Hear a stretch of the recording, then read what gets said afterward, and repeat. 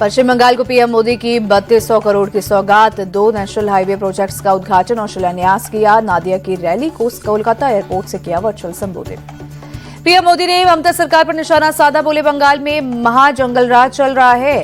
हम बंगाल के लिए काम करना चाहते हैं, लेकिन ममता सरकार कट कमीशन में लगी। पीएम मोदी ने टीएमसी को विकास विरोधी बताया, कहा टीएमसी को मोदी का विरोध करना है तो करे, लेकिन जनता को दुखी न करे। बंगाल को महाजंगल राज से मुक्ति दिलाने का वक्त आ गया। मोदी बोले टीएमसी राज में बंगाल का विकास संभव नहीं, मोदी विरोध में विकास को रोका जा रहा। पीएम मोदी बोले बिहार ने विकास के लिए जनादेश दिया, अब बंगाल की बारी। गंगा बिहार से बहकर ही बंगाल पहुंचती है। जेल में बंद पाकिस्तान के पूर्व पीएम इमरान खान की मुश्किलें और बढ़ी। तोशाखाना केस से जुड़े भ्रष्टाचार के मामले में 17 साल की सजा। इमरान की पत्नी बुशरा बीवी को भी 17 साल की सजा। भ्रष्टाचार के मामले में बुशरा को भी कोर्ट ने दोषी माना। बांग्लादेश में हिंदू युवक की पीट कर हत्या के मामले में रैपिड एक्शन बटालियन ने 7 लोगों को किया गिरफ्तार। अंतरिम सरकार के मुख्य सलाहकार मोहम्मद यूनुस ने ट्वीट कर जानकारी दी। बांग्लादेश में इस्लामिक कट्टरपंथी भारत के खिलाफ लोगों को भड़का रहे। एक स्थानीय अखबार के संपादक के नेतृत्व में सभी भारतीय प्रतिष्ठानों और नागरिकों को निकालने की कसम खाई गई। इस्लामिक कट्टरपंथियों ने ढाका में एक सांस्कृतिक संस्था उद्देश्य शिल्पी गोष्ठी के दफ्तर पर किया हमला। दंगाइयों ने पहले दफ्तर में तोड़फोड़ की, फिर आग लगाई। ढाका के शाहबाग में कट्टरपंथी प्रदर्शनकारियों का विरोध प्रदर्शन जारी। शाहबाग चौराहे के आसपास की सड़कों को प्रदर्शनकारियों ने किया जाम। तरह तरह के लगाए जा रहे नारे। दिल्ली एयरपोर्ट के टर्मिनल 1 पर मारपीट, पायलट पर यात्री को पीटने का आरोप। एयर इंडिया एक्सप्रेस ने पायलट को निलंबित किया। स्टाफ सुरक्षा गेट पर लाइन को लेकर हुआ था विवाद। पीड़ित यात्री ने पायलट के खिलाफ पुलिस में शिकायत की। देश की राजधानी दिल्ली में सांस लेना हुआ मुश्किल। अक्षरधाम इलाके में गंभीर श्रेणी में पहुंचा AQI, धुंध की मोटी परत छाई। दिल्ली के ITO इलाके में गंभीर श्रेणी में पहुंचा प्रदूषण का स्तर। एयर क्वालिटी इंडेक्स 444 दर्ज। राजधानी में भीषण स्मॉग के चलते रेल यातायात प्रभावित। कई ट्रेनें रद्द, कई ट्रेनें लेट। वही प्लेटफॉर्म पर यात्री परेशान। दिल्ली में भीषण कोहरे के चलते उड़ान सेवा बुरी तरह से प्रभावित। अब तक 129 फ्लाइट्स कैंसिल, कई उड़ानें लेट। एयरपोर्ट ने एडवाइजरी जारी की। प्रदूषण को लेकर दिल्ली के परिवहन मंत्री पंकज सिंह बोले, दिल्ली में 20 से 25% प्रदूषण ट्रांसपोर्ट की वजह से बहुत जल्द नई EV पॉलिसी आएगी। पंकज सिंह बोले, बीजेपी सरकार ने 3750 नई EV बसें चलाई। 2026 तक 7000 EV बस चलाने का लक्ष्य।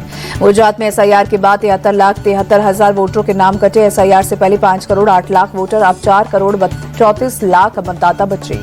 चुनाव आयोग ने तमिलनाडु में भी SIR के आंकड़े जारी किए। 97 लाख वोटर्स की मतदाता सूची से हटाए गए नाम। अखिलेश यादव का SIR को लेकर सरकार से सवाल। फॉर्म 6 के इस्तेमाल पर अखिलेश ने उठाए सवाल। कहा, फॉर्म 6 के जरिए 2 करोड़ नए वोटर जोड़ने का दबाव बना रही है सरकार। अखिलेश बोले, सरकार की तरफ से BLOs पर दबाव बनाया जा रहा है। 2 महीने 2 करोड़ नए वोटर जोड़ने का दबाव। कफ सिरप मामले में यूपी बीजेपी अध्यक्ष पंकज चौधरी बोले, अपराधियों के प्रति हमारी जीरो टॉलरेंस की नीति। जो भी दोषी होगा उसे बख्शा नहीं जाएगा। केंद्रीय मंत्री JP नड्डा लखनऊ पहुंचे। एयरपोर्ट पर पार्टी कार्यकर्ताओं ने गर्मजोशी से किया स्वागत। प्रदेश अध्यक्ष पंकज और डिप्टी CM ब्रजेश पाठक भी रहे मौजूद। बीजेपी के राष्ट्रीय कार्यकारी अध्यक्ष नितिन नबीन ने दक्षिण भारत से अपने अभियान की शुरुआत की। चेन्नई पहुंचे। एयरपोर्ट पर कार्यकर्ताओं ने किया जोरदार स्वागत। 2 दिन के पुडुचेरी दौरे पर रहेंगे नितिन नबीन। पार्टी नेताओं के साथ करेंगे कई बैठक, कई अहम मुद्दों पर होगी बातचीत। जीरामजी बिल के खिलाफ हैदराबाद में कांग्रेस प्रदर्शन। सैकड़ों की संख्या में जुटे कार्यकर्ता। मोदी सरकार के खिलाफ की जमकर नारेबाजी। जीरामजी बिल के खिलाफ कर्नाटक में बड़ा आंदोलन करेगी Congress. Deputy CM DK Shivakumar ने ऐलान किया, बोले सरकार ने नाम बदलकर योजना को खत्म किया, हम आंदोलन करेंगे। जीरामजी बिल को लेकर सुप्रिया सुले बोली, योजना से गांधी का नाम निकालकर सरकार ने बड़ी गलती की, इसके खिलाफ हमारी लड़ाई जारी रहेगी। मुंबई पहुंची बागेश्वर सरकार का बाबरी मस्जिद पर पलटवार। मुर्शिदाबाद की बाबरी मस्जिद पर बागेश्वर सरकार बोले, विदेशी आक्रांताओं के नाम पर धार्मिक स्थल स्वीकार नहीं। पंडित धीरेन्द्र शास्त्री बोले, बाबरी बनेगी तो बाबा आएगा, फिर से 1992 को दोहराया जाएगा। गोवा में जिला पंचायत चुनाव के लिए मतदान। CM प्रमोद सावंत ने कोटाम्बी के पोलिंग बूथ पर डाला वोट। हरिद्वार दौरे पर CM पुष्कर सिंह धामी स्वरोजगार से रोजगार की ओर कार्यक्रम में हुए शामिल। दिल्ली में फर्जी सरकारी नौकरी रैकेट का पर्दाफाश। IFSO यूनिट ने गिरोह के 2 आरोपियों को पकड़ा। ASI संस्कृति मंत्रालय की फर्जी वेबसाइट बनाकर निकालते थे भर्ती। बिहार के समस्तीपुर में अतिक्रमण के खिलाफ एक्शन। सरकारी भूमि पर किया अतिक्रमण पर चला निगम का बुलडोजर। टीवी अभिनेता गजेंद्र सिंह साइबर ठगी के शिकार। मुंबई साइबर सेल की तत्परता से 98,000 रुपए वापस मिले। राजस्थान के डूंगरपुर में साइबर ठगी करने वाले गिरोह का भांडाफोड़। पुलिस से 2 आरोपियों को गुजरात से पकड़ा। इंदौर जबलपुर के बाद अब सतना के अस्पताल में चूहों की धमाक चौड़ी। विक्टोरिया हॉस्पिटल के न्यूबॉर्न केयर यूनिट में चूहों की भागम भाग का वीडियो सामने आया। 40 नवजातों की जान खतरे में। सीरिया में आईएसआईएस के ठिकानों पर अमेरिका का हमला। 70 से ज्यादा ठिकानों पर एयर स्ट्राइक कर बनाया निशाना।